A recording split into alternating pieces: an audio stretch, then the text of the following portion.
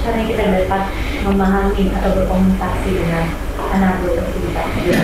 Jadi sebenarnya ya cara paling mudah itu kan kita bisa lihat dari behavior dia gitu.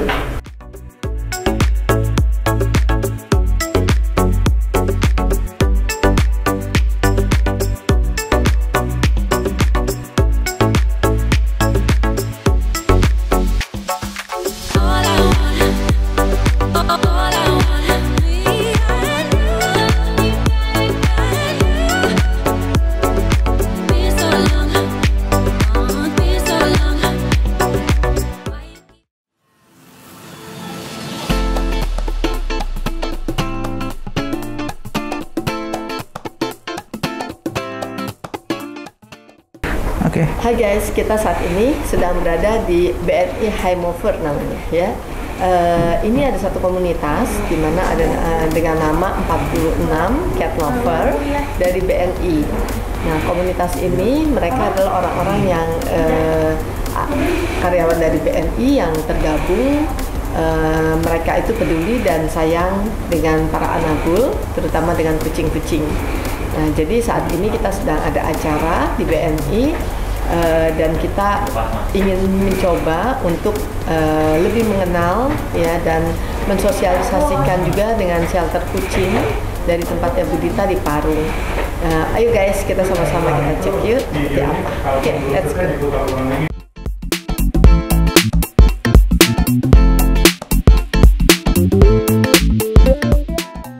Halo, selamat sore BNI Heimover dan para cat lovers dimanapun kalian berada. Sekarang saya Clara Masita sudah sampai nih di rumah Ibu Dokter yang tadi mau kita kunjungi. Dan saya bawa pasukan juga nih ke rumah Ibu Dokter. Bagaimana Dok kabarnya hari ini? Sehat, luar biasa. Wah, senang sekali. Tampak sangat bersemangat ya Ibu Dokter kita hari ini Bu Rajanti. Ya nih Dok, saya tadi bertemu dengan Mas Abi Wodo dari komunitas 46 Cat Lovers ya Mas Abi ya. Nah, saya lihat tadi lagi asik memberikan sarapan untuk kucing-kucing yang ada di sini. Nah, pasti kucingnya tadi mau ikut ke rumah Mas Abi juga. Dan kalian juga bersama dengan Ibu Dita, owner dari Rumah Kucing Parung Bu. Nah, seperti itu sudah kenal kalau Ibu Dita dengan Ibu Dokter ya. Mas Abi, boleh ceritakan kira-kira ada aktivitas apa aja sih yang biasanya dilakukan oleh komunitas 46 Cat Lovers ini? Ya, di komunitas 46 Cat Lover ini memang kita kan baru terbentuk di 2018 ya, jadi memang selama ini kita informasi aja dengan beberapa anggota itu kita sering kalau ada masalah dengan anabul, misalnya sedang sakit atau mungkin sedang hal-hal lain, misalnya pertanyaan-pertanyaan kecil terkait dengan grooming anabul dan sebagainya, itu kita di situ ada sarana untuk komunikasi saling antar anggota untuk bertukar informasi. Iya. Kita kadang bersilaturahminya lewat foto-foto anabul ya. Iya betul. Kadang-kadang pagi-pagi, lalu hari libur gitu kan suka selamat pagi, tapi kucingnya yang muncul. Iya, betul. Selamat sore Mas Abi dari Simbul gitu kan. Oke, BNI Heimover selanjutnya kita akan bertanya-tanya nih. Aku juga udah penasaran dengan Ibu Dita. Ibu Dita adalah owner dari Rumah Kucing Parung. Nah, kita kedatangan teman di sini. Ada si Oye. Wah, senang sekali Oye. Oke, aku mau tanya-tanya sama Ibu Dita nih. Bu Dita, kira-kira saat ini sudah ada berapa ekor kucing Pak yang berada di Rumah Kucing Parung? Untuk saat ini jumlah pastinya sih saya tidak terlalu mengetahui, mungkin sekitar 100 ekor. Wow, 600 Ya. ekor. Nah itu kira-kira dari jenis apa aja sih Bu? Sebenarnya saya menerima semua jenis kucing, memang membutuhkan rumahnya, tapi pasti yang ada itu mayoritas kucing lokal. Karena memang yang kita lihat dan kita temui di antara kita yang banyak mata dan perawatan lokal. Wah, senang sekali Bu. Nah, kalau 600 kucing ada di rumah itu kira-kira gimana? Jaga kerukunannya nih Bu, apakah ada rukun warga kucing atau gimana? Ya, jadi memang namanya rumah kucing ya. Saya bikin rumah kucing itu adalah rumah untuk semua kucing, jadi ya mereka harus disterilisasi. Itulah kuncinya supaya mereka bisa rukun, bisa tidak saling berantem, bisa bisa hidup aman lah gitu ya. Jadi memang syarat untuk di shelter itu jadi harus sterilisasi demi kebaikan bersama seperti itu ya Bu ya. Iya betul. Soalnya harus rukun, kalau enggak kan gimana mereka mau hidup rame-rame gitu ya. Iya betul. Dan selanjutnya aku ingin ngobrol-ngobrol dengan Ibu Dokter kita, Ibu Dokter Rajanti yang juga psikolog hewan ya Bu ya. Wah senang banget nih kita di sini tadi langsung ketemu Mas Abi di luar, aku langsung Abi let's go. Kita ngobrol-ngobrol langsung nih sama Ibu Dokter Rajanti. Gimana kabarnya Bu Dokter? Oke banget. Senang. Dan hari ini melihat bajunya itu udah bikin happy Pak. Ada anabulnya soalnya. Iya. Oke, Bu Dokter, aku ingin bertanya nih. Kita bagaimana ya caranya kita bisa berkomunikasi gitu dengan kucing kesayangan kita di rumah? Seperti yang tadi sudah diceritakan sedikit oleh Mas Abi gitu ya Bu ya, bahwa kita kan harus memahami kebutuhan kucing kita. Tapi kan lost in translation gitu, bahasanya beda gitu kan. Kira-kira bagaimana sih Bu caranya kita dapat memahami atau berkomunikasi dengan anak Bu kita? Ya. Jadi sebenarnya ya cara paling mudah itu kan kita bisa lihat dari behavior dia gitu ya. Jadi masing-masing kucing ini kan mereka punya personality ya, punya kepribadian sama seperti manusia ya. Jadi manusia juga ada yang tipikalnya tough banget ya, yang kuat, dominan gitu ya.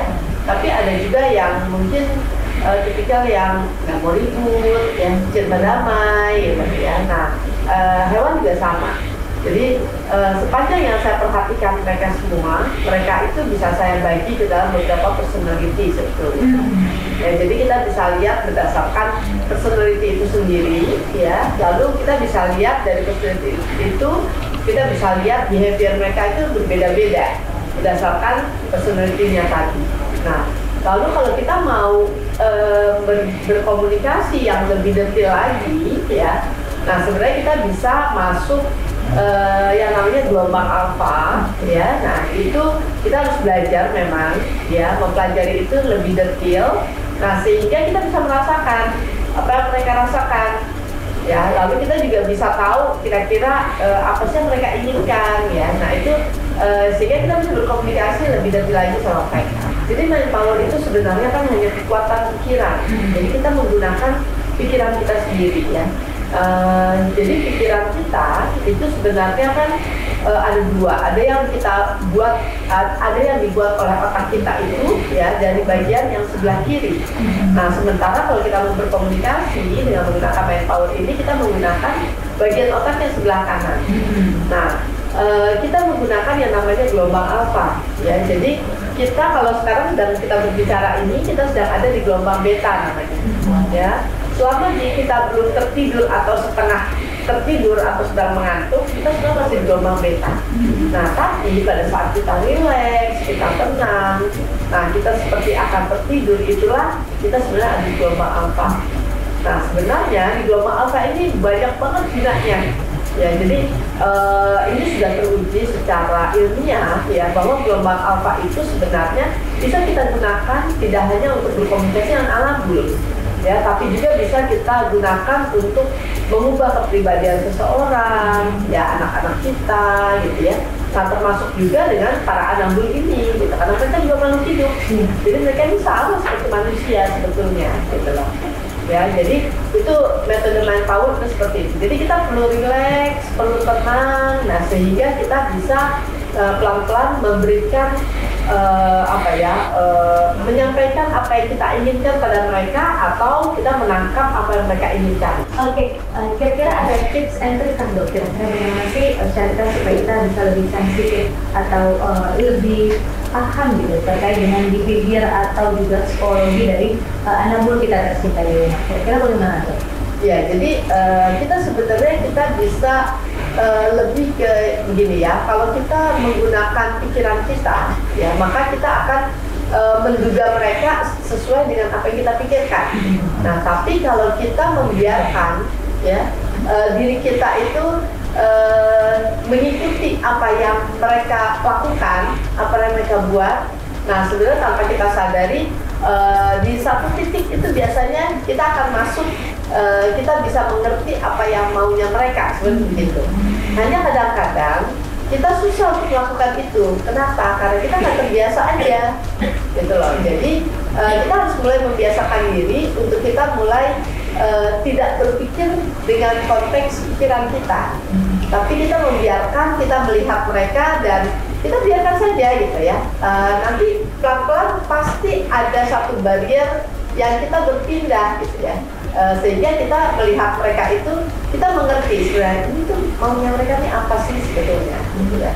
Ya memang itu perlu latihan ya, dan kita perlu sering-sering untuk berlatih, di mana kita mulai menggunakan bahasanya mereka masuk ke dalam bahasanya kita, kira-kira seperti itu. Terus kalau dari kucing itu sendiri dok, apakah dia bisa memiliki trauma? Kalau case aku nih misalnya kucingku itu dulu pernah divaksin, pada saat divaksin mungkin yang memvaksin laki-laki, maksudnya masih muda lah gitu. Sekarang dia kalau sama laki-laki dan muda itu terasa berbeda tuh, detak jantungnya terus kayak takut gitu. Apakah itu memang bisa diatasi dok atau tidak? Seperti apa nih biasanya? Jadi biasanya trauma itu memang pasti ada ya, tapi biasanya kita juga lihat, kita balik lagi pada personality mereka. Nah biasanya yang punya trauma yang seperti itu biasanya mereka lebih banyak berdrama. Ya nggak? Kerja dramaan nggak? Drama banget. Ya secara personality begitu. Ada tipikal yang dia punya traumanya parah, tapi dia santai-santai aja. Nah biasanya yang tipikal gitu tuh yang motivator tuh Pak, ya itu biasanya oke banget. Nah umumnya yang tipikal begitu itu sangat-sangat membantu owner. Nah hanya yang jadi masalah ownernya kan nggak bisa berbahasa mereka. Jadi sayang banget. Kenapa? Karena biasanya yang tipikal motivator ini itu nggak ada matinya. Jadi dia punya semangat itu luar biasa banget. Jadi kalau kita lagi capek, letih gitu ya, kita deket-deket dia aja, karena dia pasti akan memberikan energi positif banget buat kita. Itu kayak gitu. Jadi mereka itu luar biasa ya, luar biasa. Jadi ada yang tipikalnya sebagai healer, itu ada. Jadi kalau dia punya tipikal healer, kita untung banget. Jadi kalau kita udah lagi nggak enak badan kita gitu ya, deket-deket dia aja. Nah dia akan memberikan energi positif banget buat kita. Jadi sebetulnya mereka ini karena mereka dekat dengan alam, ya. Jadi sebetulnya kita salah kalau kita memperlakukan mereka itu as just an animal gitu ya, gitu loh. Padahal sebenarnya mereka diciptakan itu kan untuk membantu kita, gitu ya, untuk memberikan energi positif buat kita, kira-kira seperti itu. Nah mereka itu macam-macam gitu ya. Jadi kalau yang family cat gitu ya, itu yang senang diunyel-unyel, dibawa tidur bareng gitu ya. Nah, tapi jangan lakukan itu untuk jaket ya. Karena jaket itu kita pasti sering ya Pak, kita dicakar kalau kita unyel-unyel dia gitu ya. Nah itu kita harus hati-hati. Berarti kemungkinan besar dia tipikal jaket. Nah kadang-kadang kita yang suka merasa aduh kasihan ya, kok dia sendirian gitu ya, kok dia kayaknya nggak ada yang sayang dia ya, padahal buat dia ini gue banget gitu loh ya kan? Dia lebih yang gue nggak butuh untuk disayang karena itu cukup banget kalau kayak gitu ya kan. Nah jadi kadang-kadang kita harus menghargai mereka sesuai personality mereka gitu. Kadang-kadang mereka happy gitu ya kalau mereka bisa soliter sendiri. Nah kira-kira dok, dalam berkomunikasi dengan hewan, kalau untuk kucing seperti itu, apakah ada perbedaannya dok dengan cara berkomunikasi atau berbicara dengan binatang lain seperti anjing atau hewan lainnya? Kira-kira seperti apa dok? Sebenarnya sih sama saja ya. Semuanya sih kalau saya lihat secara pembaca itu mereka sama sih. Hanya biasanya tergantung dari bagaimana interaksi mereka dengan orang-orang di rumah ya. Artinya kalau kucing kan lebih cuek ya, kelihatannya sih ya. Padahal ada juga kucing yang kepo banget gitu ya. Jadi kalau saya lihat sih hampir sama. Hampir sama ya dok ya. Dok, kan sekarang ini lebih banyak banget yang viral. Kita lihat kayak di TikTok, di Instagram, itu banyak banget kucing yang mungkin berkomunikasinya bunyi reongnya tuh berbeda-beda, menyerupai bahasa-bahasa kita gitu. Itu apakah mereka mulai memahami bahasa kita yang artinya komunikasi ini dua arah, jadi sama-sama tahu atau kira-kira gimana dong? Enggak sih, kalau menurut saya enggak ya, nggak seperti itu. Kadang-kadang kan itu mereka suara mereka mungkin kan emang ada suara-suara yang bisa mirip ya, gitu ya. Tapi yang menurut saya itu kita harus lihat sih dalam konteks apa gitu ya. Karena ada beberapa kucing yang memang mungkin dia sangat dekat dengan orang, sehingga dia nggak merasa jadi kucing lagi. Memang ada gitu. Ada yang begitu ya. Itu amazing sih sebenarnya. Jadi apapun yang kita bicarakan, dia udah langsung dengan cepat, dia udah ngerti. Ya, karena itu yang saya bilang tadi, karena dia sangat dekat, jadi seperti mirroring dengan ownernya ya. Jadi ownernya udah berpikir ini pun dia udah langsung tahu gitu. Karena telepatik itu kan nyambungnya begitu cepat gitu. Nah, itu seperti itu. Oke, dok, bagaimana nih apabila teman-teman Beni Hanufas ingin berkonsultasi dengan dokter Rajanti, kira-kira bagaimana dok caranya untuk merich dokter? Oke, jadi gini, kami itu sekarang ada tim namanya Rajanti Talks with Animal. Ya, mereka mayoritas bukan dokter hewan, tapi mereka orang awam yang mereka belajar ya, karena saya kan memang itu buat seminar ya, dan mereka mempelajari itu sampai akhirnya mereka kita kasih soal ya, latihan ya, sampai mereka sudah bisa melewati lebih dari 300 kasus ya. Nah, kami anggap mereka sudah punya jam terbang dan mereka sudah bisa berpraktek. Nah, jadi di Rajanti Talks with Animals ini itu ada tim yang memang mereka bisa membantu gitu ya, kalau kita kepingin tahu, mencari data informasi dari animal kita. Nah, itu dari situ. Nah, sementara kalau saya sendiri karena sudah kan tambah lama tambah crowded kan, tambah banyak kerjaannya gitu ya. Nah, jadi saya ini sekarang ini hanya memberikan konsultasi sebatas untuk terapi. Ya, jadi misalnya yang punya behavior yang bermasalah, ya, yang misalnya mereka suka menggigit ownernya gitu loh. Nah, itu terapi-terapi yang contohnya kayak terapi karena sakit, ya, kayak misalnya epilepsi tadi gitu ya. Nah, itu kita terapi. Nah, jadi karena waktunya udah semakin sedikit, jadi saya udah nggak bisa lagi untuk membantu mencari, misalnya dia sayang sama kita enggak, siapa yang paling disayang di rumah gitu ya. Itu kan informasi-informasi yang kita mau dapatkan. Nah, itu kami udah ada tim sendiri. Ya, seperti itu. Wah, sekali. Terima kasih Ibu Dokter Rajanti, Mas Alio, dan juga Ibu Dita untuk ilmunya yang sudah di-share di sore hari ini, yang pastinya sangat insightful, sangat menyenangkan, dan juga sangat bermanfaat pastinya. Baiklah Beni Hanufas dan juga Cat Lovers dimanapun Anda berada, terima kasih atas waktu dan juga pertanyaannya. Semoga program Cat Lovers kali ini bermanfaat bagi kita semua, dan jangan lupa untuk terus mencintai kucing kita. Jangan lupa juga untuk like and subscribe channel YouTube Beni Corpo TV. Akhir kata, saya Clara Novita pamit undur diri. Sampai bertemu di webinar-webinar selanjutnya. Salam sehat selalu, bersama kita lompat lebih tinggi. Wassalamualaikum warahmatullahi wabarakatuh. Hey guys, tadi kita sudah berkenalan dengan semuanya. Kita sudah lihat juga shelter parunya Ibu Dita. Kita sudah coba juga untuk melihat begitu banyaknya bagaimana cara berkomunikasi dengan kucing-kucing.